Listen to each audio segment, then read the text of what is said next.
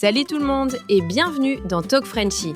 Je suis Chloé et comme toujours, je suis avec mon ami Antoine.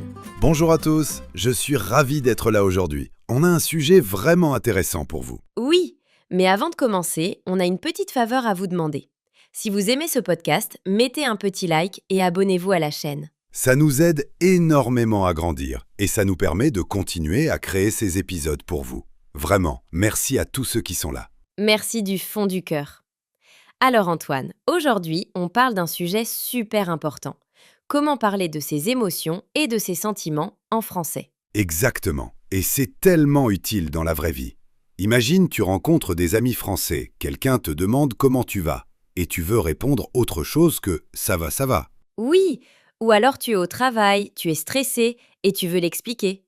Ou tu voyages en France et tu veux partager tes émotions de manière naturelle. Aujourd'hui, vous allez repartir avec plein de mots, d'expressions et de petites structures pour parler de comment vous vous sentez, du simple au plus profond. Et honnêtement, Antoine, c'est un sujet qui me touche.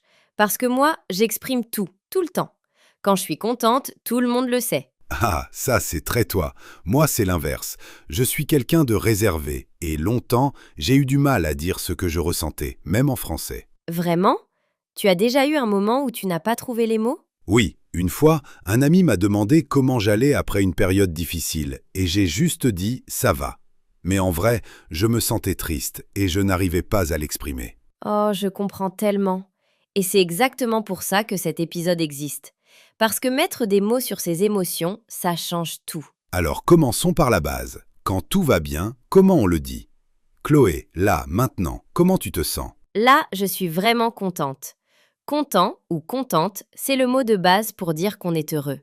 Au masculin, content, au féminin, contente. Et il y a heureux aussi, qui est un peu plus fort. Je suis heureux d'être ici. Attention, au féminin, ça devient heureuse. Oui, heureux et heureuse.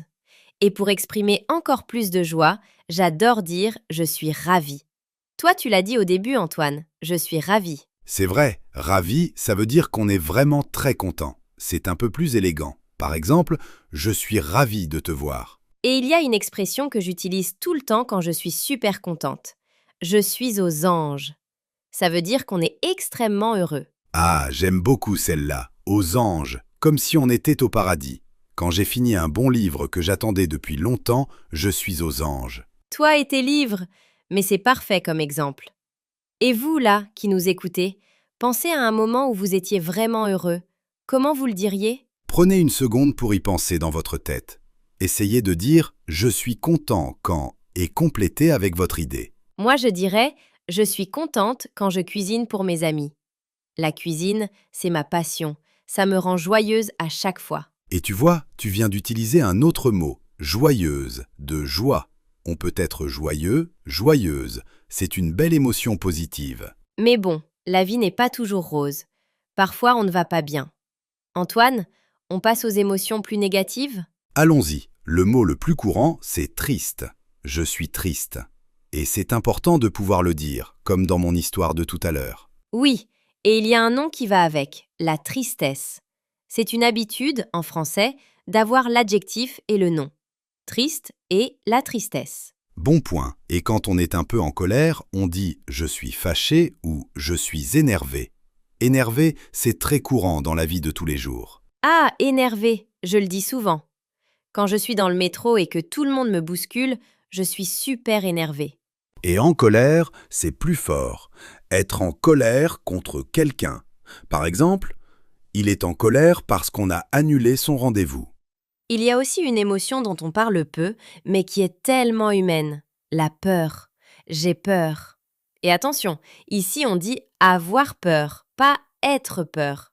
Ah, c'est un point très important pour nos amis anglophones. En anglais, on dirait « I am afraid » avec le verbe « être ». Mais en français, c'est « avoir peur ». Exactement. On a peur, comme on a faim, comme on a froid. C'est le verbe avoir. Ne dites jamais « je suis peur », ça ne marche pas. Et pareil pour le stress. On peut dire « je suis stressé », ça marche. Mais on dit aussi « j'ai le stress » dans un langage plus familier. Le stress, c'est mon quotidien. Je vis un peu dans le chaos. Je me couche tard, je cours partout. Du coup, je suis souvent stressée le matin. Tu vois, moi c'est l'inverse. Je me lève tôt, j'ai mes routines, donc je commence la journée plutôt calme et détendu. Détendue, voilà le contraire de stressé.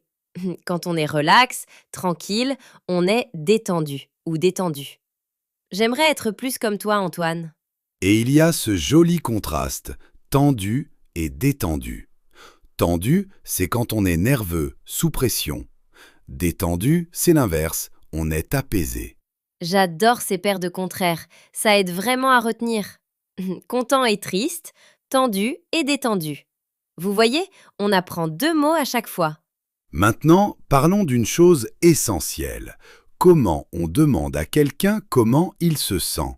Parce que ça ouvre la conversation. La question classique, c'est comment ça va? Ou simplement ça va? C'est ce qu'on utilise tout le temps entre amis. Mais il faut faire attention au registre. Avec des amis, on dit tu. Donc, comment vas-tu ou ça va? Avec quelqu'un qu'on ne connaît pas, on utilise vous. Ah oui, le fameux tu et vous. C'est quelque chose qui n'existe pas en anglais. En anglais, c'est juste you pour tout le monde. Exactement. Donc, dans un contexte formel, au travail ou avec une personne âgée, on dira comment allez-vous? C'est poli et respectueux. Et entre copains, on peut même dire ça roule ou comment tu te sens? C'est plus décontracté, plus familier. Et pour répondre, au lieu du fameux ça va, vous pouvez varier. Je vais bien, je vais super bien, ou si ça ne va pas, je ne vais pas très bien. Vous voyez la structure? Je vais plus un mot. Je vais bien, je vais mal, je vais mieux. C'est un super modèle à réutiliser. Et là, je m'adresse à vous qui écoutez. Essayez maintenant. Quelqu'un vous demande comment ça va? Répondez à voix haute avec je vais et votre vraie émotion du jour. Prenez votre temps, il n'y a pas de pression. Moi, je répondrai je vais super bien, je suis aux anges aujourd'hui. Et moi, plus honnêtement, je vais bien, mais je suis un peu fatigué. Parce que oui, la fatigue, c'est aussi un état qu'on ressent souvent.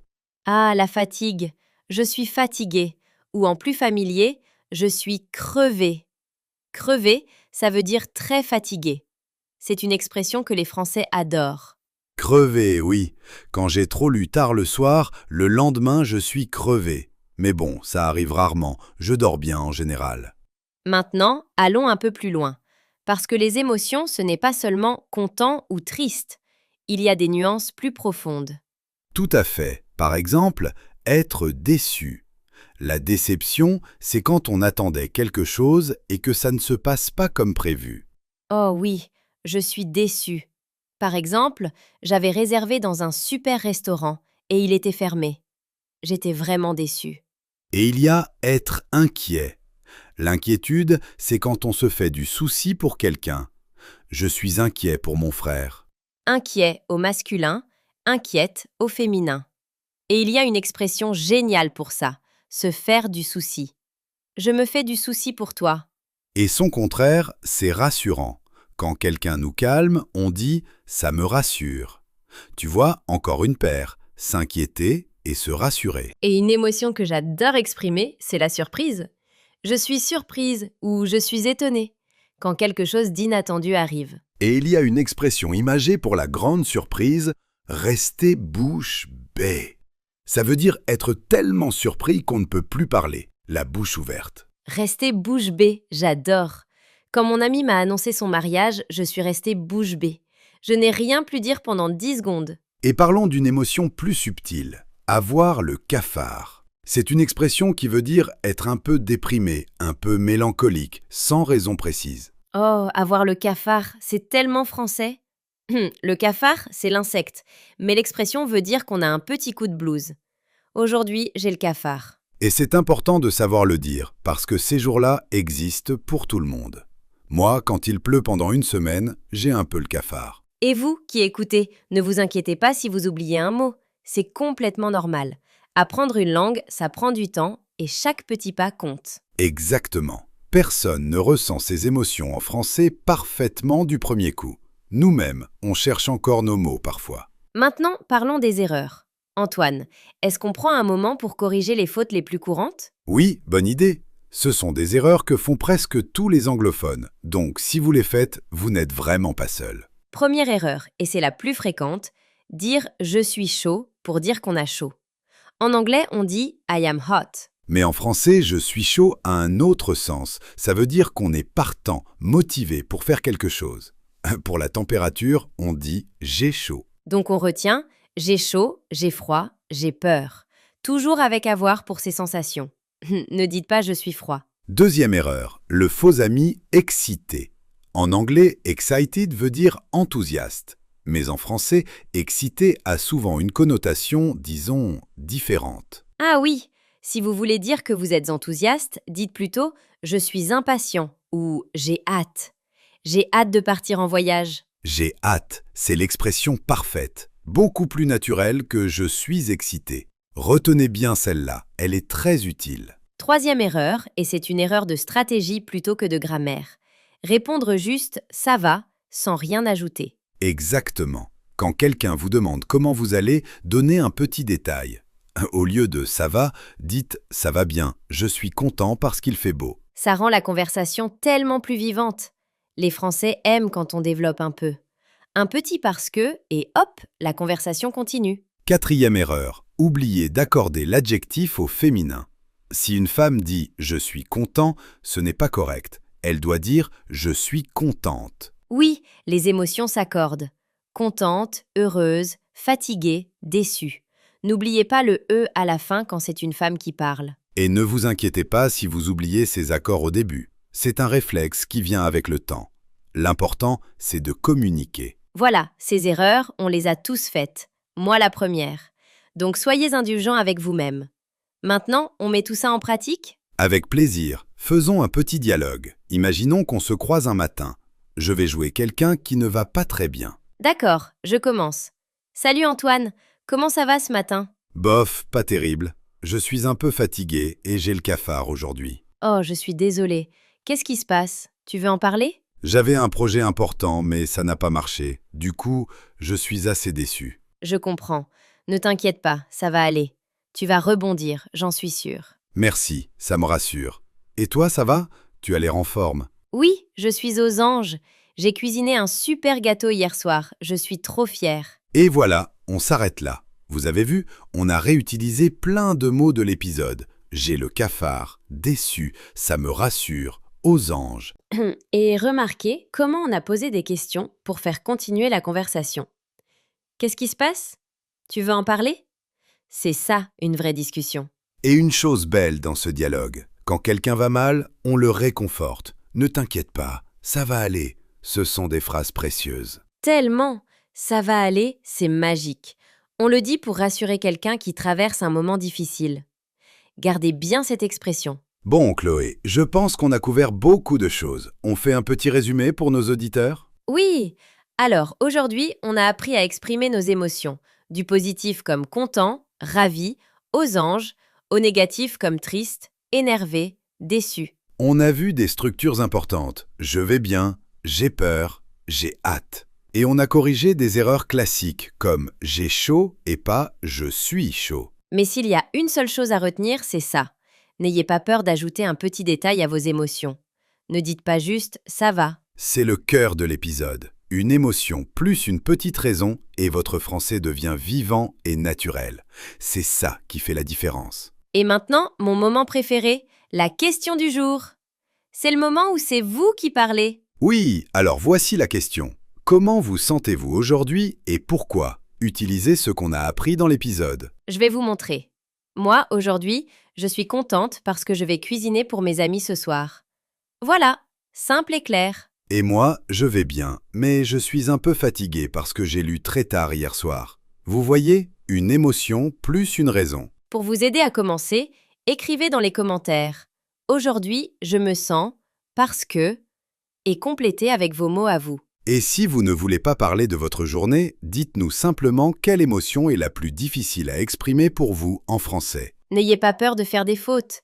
Une phrase simple, c'est déjà parfait.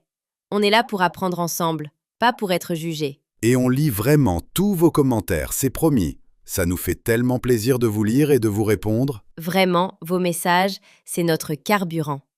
Alors lancez-vous, on a hâte de voir vos réponses. Merci à tous d'avoir passé ce moment avec nous. Votre temps est précieux et on est touché que vous le partagiez avec nous. Et si cet épisode vous a aidé, mettez un like, abonnez-vous et partagez-le avec un ami qui apprend le français. Et surtout, activez la petite cloche des notifications. Comme ça, vous ne raterez aucun nouvel épisode. Et croyez-moi, on en prépare des super. Continuez à pratiquer, même 5 minutes par jour. Vous progressez plus que vous ne le pensez, je vous le promets. Et n'oubliez pas, vos émotions méritent d'être dites. Alors osez les exprimer en français, un mot à la fois. C'est tout pour aujourd'hui. Prenez soin de vous et à très bientôt dans Talk Frenchy. À bientôt tout le monde. Portez-vous bien et continuez à parler français avec le cœur. Au revoir. Au revoir et à la prochaine.